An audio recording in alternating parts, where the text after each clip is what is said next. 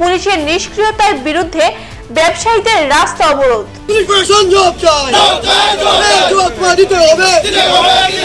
আন্দোলন চলছে, আন্দোলন চলছে।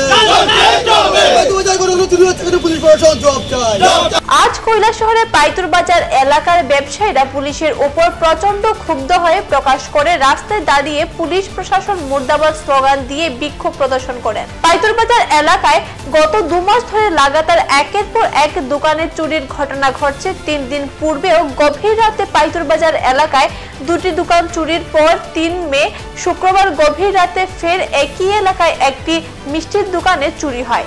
পুলিশকে এ ব্যাপারে বারবার লিখিতভাবে অভিযোগ জানানোর পরেও তাদের পক্ষ থেকে কোনো ধরনের পদক্ষেপ নেওয়া হচ্ছে না বলে ব্যবসায়ীরা অভিযোগ করেন। তাই ব্যবসায়ীরা প্রচন্ড ক্ষুব্ধ হয়ে শনিবার সকাল 10:30 থেকে পাইতুরবাজার এলাকায় রাস্তা অবরোধ করে বিক্ষোভ প্রদর্শন করেন। পাইতুরবাজার কৈলাসহরের মোটর স্ট্যান্ড হওয়া সুবাদে এলাকাটি সবসময় ব্যস্ত থাকে। পথ অবরোধের ফলে রাস্তার দুধারে বিশাল সংখ্যক যানবাহন এবং যাত্রীরা আটকা পড়েন। রাস্তা অবরোধ চলাকালীন ব্যবসায়ীরা জানান, রাতে দোকান চুরির পর সকালে পুলিশকে খবর দেওয়ার পর সাথে সাথে ঘটনাস্থলে আসে না। পাইতুরবাজার এলাকা থেকে কৈলাসহর থানার দূরত্ব 1 মিটারের বেশি হবে না। তারপরেও পুলিশকে সকালবেলায় খবর দিলে ঘটনাস্থলে বিকেল কিংবা সন্ধ্যায় আসে। পাইতুরবাজার এলাকায় পুর পরিষদের পক্ষ থেকে সিসিটিভি বসানো হলেও সেগুলো গত 2 বছর ধরে নষ্ট হয়ে রয়েছে। পাইতুরবাজার এলাকায় মোটর স্ট্যান্ড হওয়া সত্ত্বেও পুলিশ প্রতিদিন রাতে পাহারা দেয় না বলে ব্যবসায়ীরা অভিযোগ করেন। দুপুর 1:30 নাগাদ পুলিশের উচ্চপদস্থ আধিকারিকরা অবরোধস্থলে এসে প্রতিদিন পুলিশের পাহারা দেওয়ার আশ্বাস দেওয়ার পর ব্যবসায়ীরা অবরোধ প্রত্যাহার করেন। রাস্তা অবরোধ করতেছি পাইতুরবাজার অঞ্চলে। মূলত কি কারণ? মূলত কারণ হচ্ছে কি, আমাদের এখানে 1.5 মাস যাবৎ কন্টিনিউয়াসলি 1.5 মাস সময়ের মধ্যে অন্তত পক্ষে 7-8 বার চুরির ঘটনা ঘটে গেছে। পাইতুরবাজার অঞ্চলটা এমনিতেই একটা ঘনবসতি অঞ্চল। এটা পাইতুরবাজার কৈলাসহরের মোটর স্ট্যান্ড, জিগজাক এরিয়া, এরকম একটা এরিয়ার মধ্যে কিভাবে দিনের পর দিন এভাবে চুরি হয়ে যাচ্ছে।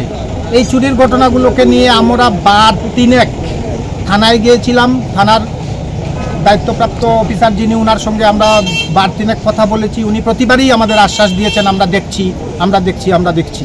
কিন্তু দুঃখের ব্যাপার হচ্ছে 1.5 মাস সময়ের মধ্যে 6-7 বার এরকম চুরির ঘটনা ঘটলো।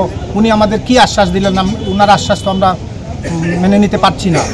তার চেয়েও দুঃখজনক ব্যাপার হলো, যখন যে রাত্রেই চুরির ঘটনা হয় আমরা 7টার মধ্যেই প্রতিবার থানাতে গিয়ে অভিযোগ জানিয়ে আসি। ওনারা বলেন আসবেন, কিন্তু 1 কিলোমিটার ডিস্টেন্স থানার কোনো স্টাফ সকালবেলা আমরা জানানোর পরেও বিকাল অবধিও তারা এসে পৌঁছান না চুরির ঘটনাটা তদন্ত করার জন্য।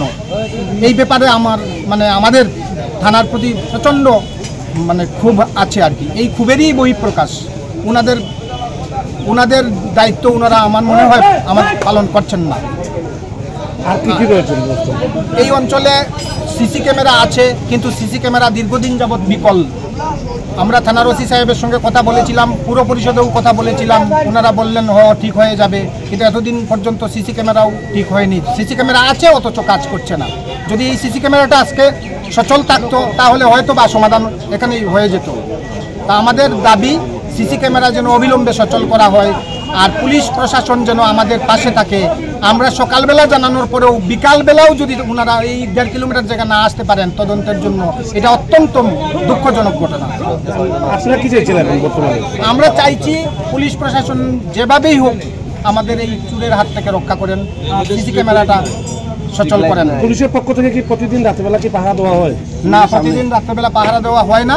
তবে কালকে রাত্রে 11:30 অবধি আমি ছিলাম বাজারে। কালকে রাত্রে 11:30 অবধি আমি পেয়েছি 5-6 জন ছিলেন পুলিশের স্টাফ। এখনকার মতো বিদায় নিচ্ছি। পরবর্তী সংবাদ পেতে আমাদের সাথে থাকুন। ধন্যবাদ।